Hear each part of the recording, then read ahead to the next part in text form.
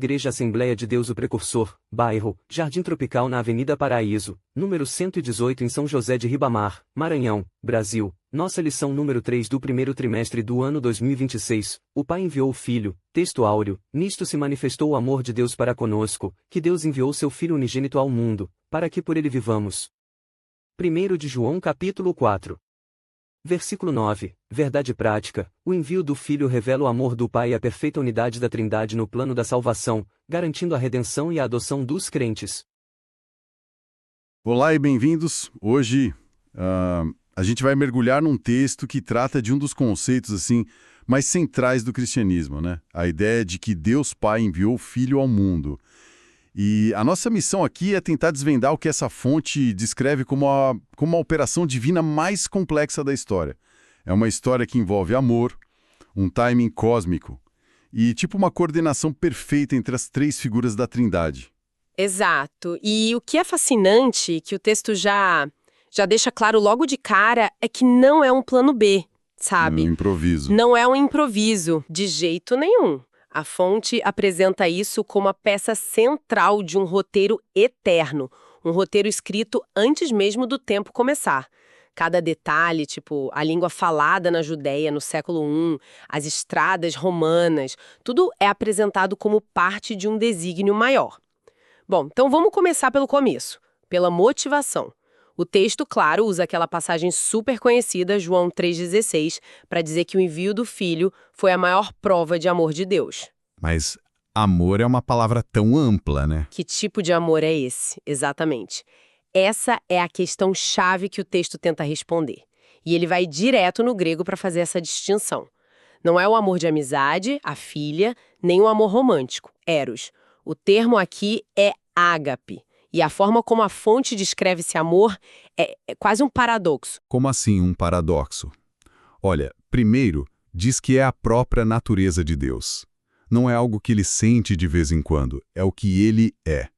Segundo, é um amor que busca ativamente o bem do outro.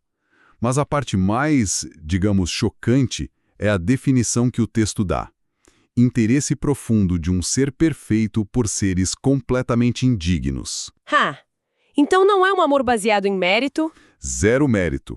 Pelo contrário, a beleza dele, segundo o texto, é que ele se manifesta justamente onde não existe mérito nenhum. Ele é, por definição, incondicional. Exatamente. O texto usa as palavras incondicional, gracioso, sacrificial e absoluto. E cita Efésios para reforçar que esse amor foi dado quando a humanidade estava, na linguagem da teologia, morta em seus delitos, ou seja, no pior estado possível. Peraí, se o amor é a motivação, o texto fala de quem partiu a iniciativa. Porque a narrativa que a gente costuma ouvir é que a humanidade se perdeu e, de alguma forma, pediu socorro. E é aí que o texto vira essa noção de ponta cabeça. Ele é muito enfático ao dizer que a salvação não foi uma resposta de Deus a um pedido de ajuda. A iniciativa foi 100% divina. 100%. É tipo uma intervenção não solicitada. O texto usa uma passagem de 1 João que é muito clara. Nisto consiste o amor. Não em que nós tenhamos amado a Deus, mas em que Ele nos amou. Isso muda completamente a dinâmica da coisa, né? Muda tudo e vai além. Argumenta, com base em outros textos, que esse não era um plano B pós-queda no Éden. A ideia apresentada é que a redenção através do Filho já estava nos planos, desde a eternidade, antes da fundação do mundo. Ok, essa ideia é gigantesca. Mas voltando para a execução, o pai envia o filho. Essa palavra envia soa um pouco hierárquica, como num trabalho, sabe? O chefe envia o funcionário. O texto aborda essa questão? Sim, e essa é uma das tensões teológicas mais importantes. A fonte argumenta que a gente não pode ler enviar com as nossas lentes corporativas. Não é subordinação. O texto sugere que a gente veja isso como o ato de dar um presente gracioso, uma dádiva preciosa. O foco está na generosidade do ato, não numa relação de poder. Ah, entendi. Então é uma diferença de função, não de essência. Perfeito. Eles são iguais em quem são, mas assumiram papéis diferentes para uma missão. É tipo sócios numa empresa. Tem o mesmo poder, mas um cuida do planejamento e o outro vai lá e executa. É uma ótima analogia. O texto é firme nisso. Pai, Filho e Espírito Santo têm a mesma natureza divina. A distinção é puramente funcional e temporária para o propósito da salvação. O Pai envia, o Filho executa. É a maior demonstração de harmonia e unidade que existe. Certo, mas se o plano é eterno, como você falou, por que ele foi executado há 2000 anos, num canto específico do Império Romano, por que não antes? O texto usa uma expressão que sempre me deixou curioso, vindo à plenitude dos tempos. Plenitude dos tempos é a chave de tudo. A fonte interpreta isso como um momento perfeito, preciso, divinamente orquestrado.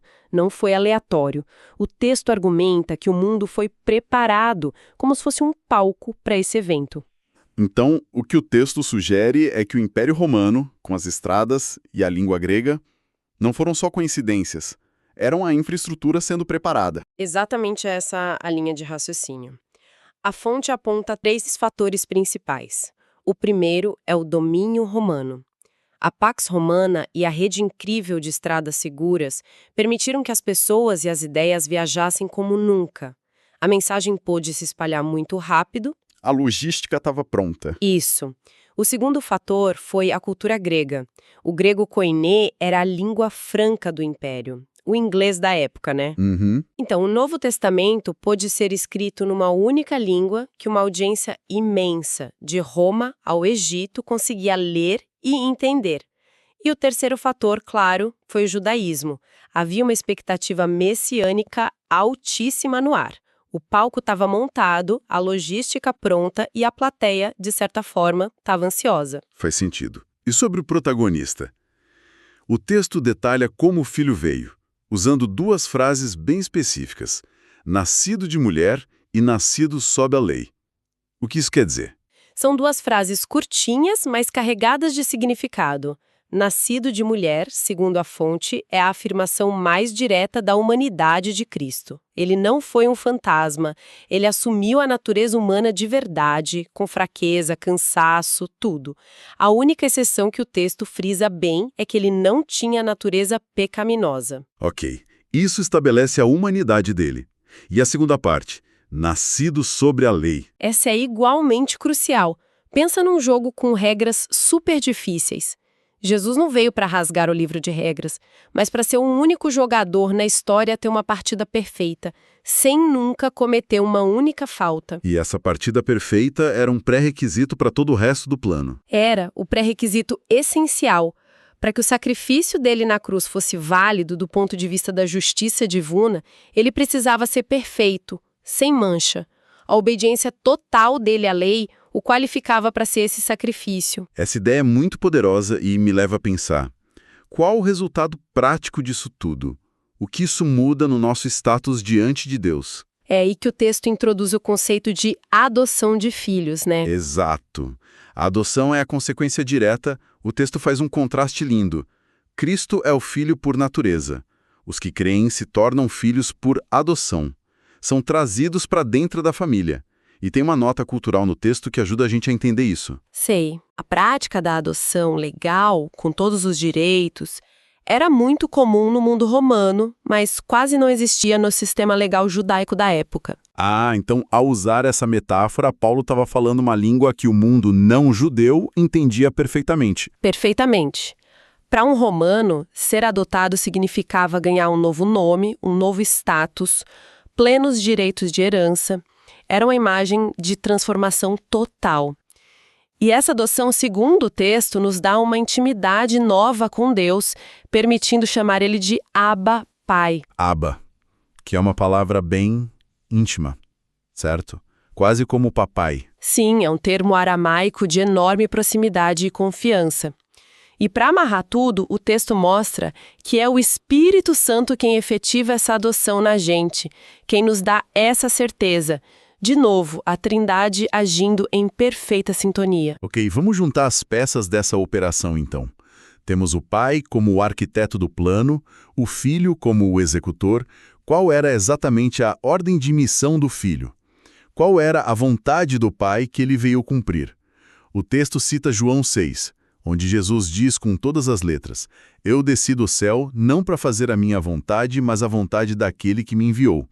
E essa vontade era, basicamente, que ele não perdesse nenhum daqueles que o Pai lhe deu, mas que lhes desse a vida eterna. A missão era a redenção. E o texto parece muito insistente na ideia de que essa mediação é exclusiva do Filho. A citação "ninguém vem ao Pai senão por mim" é bem categórica. Por que essa exclusividade é tão importante para o argumento da fonte? A exclusividade é um pilar, e o texto dá duas razões principais para isso. A primeira é que Cristo é a revelação completa e final do Pai. É como se ele fosse a tradução perfeita de Deus para a linguagem humana. Então, para conhecer o autor, a pessoa precisa ler o livro que ele escreveu sobre si mesmo. Isso. E a segunda razão é que só o sacrifício dele, por ser perfeito, como a gente já viu, poderia satisfazer as exigências da justiça divina. O texto reforça isso com uma citação de 1 Timóteo.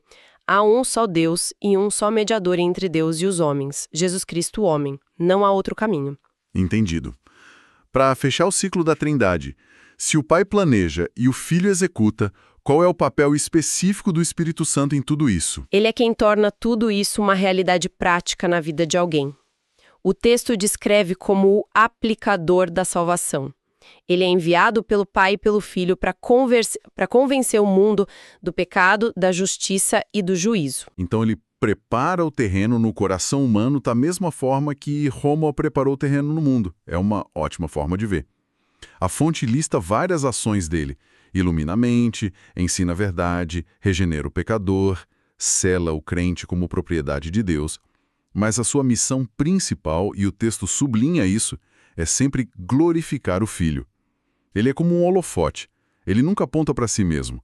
A função dele é sempre iluminar a pessoa e a obra de Cristo.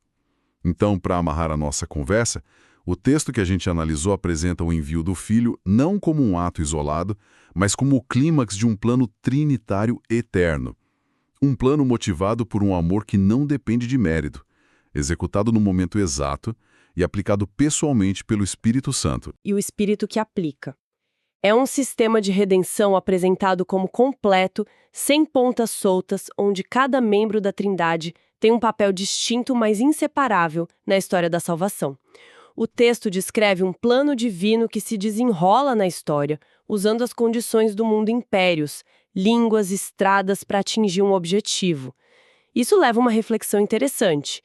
Se as circunstâncias históricas daquela época são vistas como parte de um plano divino, como essa perspectiva poderia influenciar a forma como alguém interpreta os eventos e as condições do mundo hoje?